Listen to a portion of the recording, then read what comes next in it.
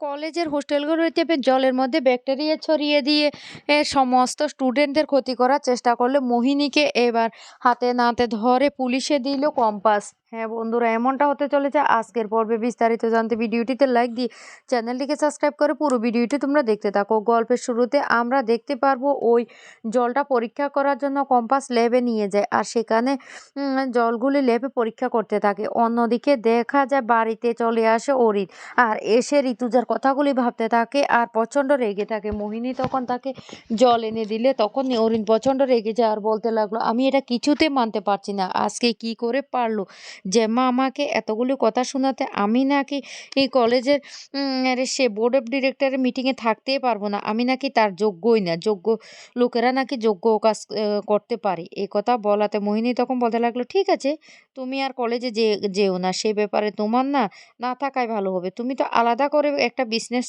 শুরু করতে পারো, আর তার জন্য তো তোমার বাবা জেঠুদের কাছে টাকা চাইতে পারো, আর ওরা নিজের ছেলের বিজনেসের জন্য টাকা দিতে বাধ্য। তখন অরিন বলতে লাগলো, কি বলছো মোহিনী? মোহিনী তখন বলতে লাগলো, হ্যাঁ, ওরা ওদের ছেলের ভালোর জন্য টাকা দিতে বাধ্য, আর তুমি আলাদা করে বিজনেসটা করতে পারো তাহলেই তো হয়ে যায়। এইদিকে বাড়িতে বারবার করে পৃথা চিন্তিত হয়ে থাকে কখন অরিন ফিরবে, আর তখনই রুদ্র বলতে লাগলো, অরিন তো অনেক আগেই চলে এসেছে। তখনই পৃথা বলতে লাগলো, সর্বনাশ, ছেলেটা এসে ওই সাপিনীর ঘরে ঢুকলো। না না না না না, মনে মনে বলতে লাগলো, গুরুদেব তো আমাকে বলেছে ওই তাবিজটা যদি একদিন ওর সাথে থাকে ও নাকি ওই সাপিনীর কাছ থেকে দূরে চলে যাবে। এখনো কেন ছেলেটা আসছে না? কোথায় ছেলেটা? নিচে এসে সবার সাথে একটু গল্প করবে, ফ্রেশ হবে, না ওই সাপিনীর ঘরে গিয়ে কি গুজুর গুজুর করছে কিছুই তো বুঝতে পারছি না। আমার ছেলেটাকে ওই সাপিনী না পুরোটাই গ্রাস করে রেখেছে।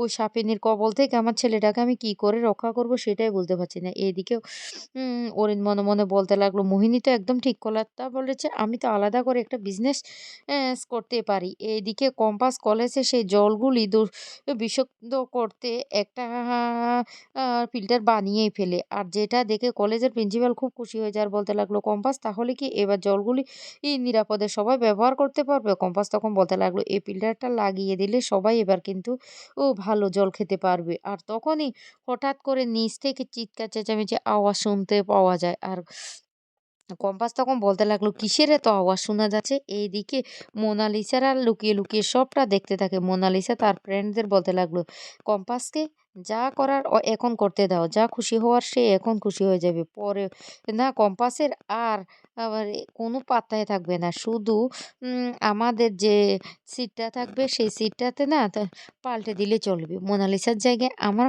আর এক্সাম সিটটা থাকবে, আর আমার জায়গা ওর থাকবে। সবাই ভাববে এতদিন পর্যন্ত কম্পাস কলেজে আসেনি, তারপর কম্পাস মারা গেছে, এমন একটা সমস্যার সৃষ্টি হওয়ায় কম্পাস ঠিকভাবে পড়ালেখা করতে পারেনি, তাই কম্পাস ফেল করেছে আর আমি পাশ করে গেছি। বুঝতে পারছো?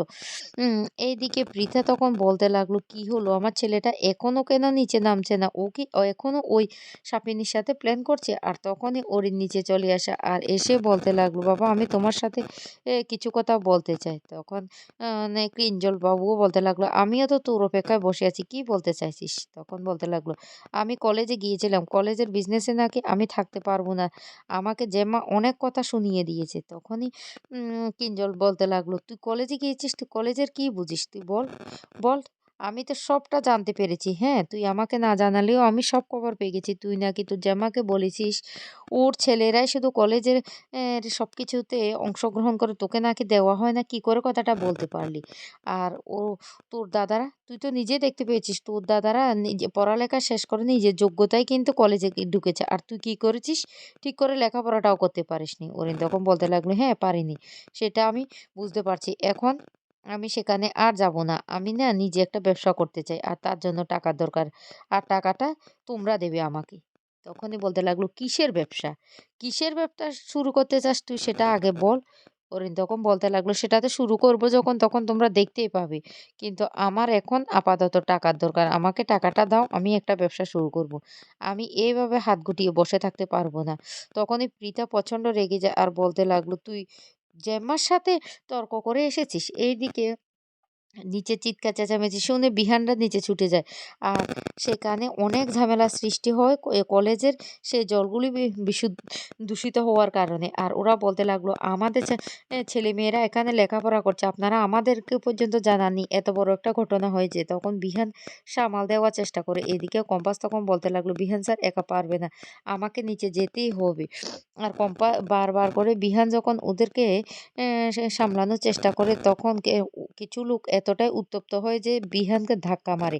আর বিহানের তখন মাথাটা ফেটে যায়। আর কম্পাস তখন সেখানে ছুটে আসে। কম্পাস এসে বলতে লাগলো, আপনারা এটা কি শুরু করে দিয়েছেন, কি শুরু করে দিয়েছেন? আমরা যে কোনো ব্যবস্থা নিচ্ছি না সেটা আপনারা কি করে বুঝতে পারছেন? আর আমি কি কাজ করতে পারি সেটা আপনারা ভালো করে খোঁজ নিয়ে দেখুন। একটা কাজ আমি করতে পারবো সেটাই ভেবে কিন্তু আমি কাজটা শুরু করেছি। আর আপনারা তার অপেক্ষাটুকু করতে পারছেন না। আপনারা এভাবে হুজ্জুতি করলে তো কোনো কাজই হবে না, বরং আরো ক্ষতি হয়ে যাবে। এমনিতে ছেলেমেয়েগুলি প্রবলেমে আছে, হ্যাঁ? জলটা দূষিত হয়েছে। তবে কি কারণে দূষিত হয়েছে সেটা আমরা এখনো খুঁজে বের করতে পারিনি। কিন্তু আমরা বিশুদ্ধ জলের ব্যবস্থা করছি। তারপরে আপনারা এমন করছেন কেন? তখন সেখানের মহিলাগুলি এতটাই উত্তপ্ত হয়ে পড়ে যে যেন কম্পাসকেও সেখানে মেরে ফেলবে। এদিকে বিহানের মাথা ফেটে অনেকটা রক্ত বেরোতে থাকে। তখনই কম্পাস বলতে লাগলো, নিশ্চয়ই এখানে কেউ এই গন্ডগোলটা পাকিয়েছে।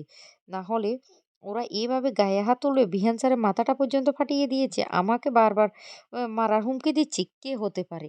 কম্পাস তখন এদিক ওদিক লক্ষ্য করতে থাকে। আর তখন একটা মহিলাকে দেখতে পায়। মহিলাটা কথা বলছে ম্যাডামকে। আর বলতে লাগলো, ম্যাডাম আপনার কথা মতো কিন্তু এখানে হুজ্জুতি সৃষ্টি করেছি। আর এমনকি বিহানের মাথাটা পর্যন্ত ফাটিয়ে দিয়েছি। এই কথা শুনে তো কম্পাস রীতিমতো ও অবাক হয়ে যায়। আর বলতে লাগলো, কে? কে হতে পারে? না, আমাকে জানতে হবে ওপাশে কে কথা বলছে। আর তখনই কথা শুনে কম্পাস বুঝতে পারে যে ওটা মোহিনী। মোহিনী প্ল্যান করে এই কাজটা ঘটিয়েছে।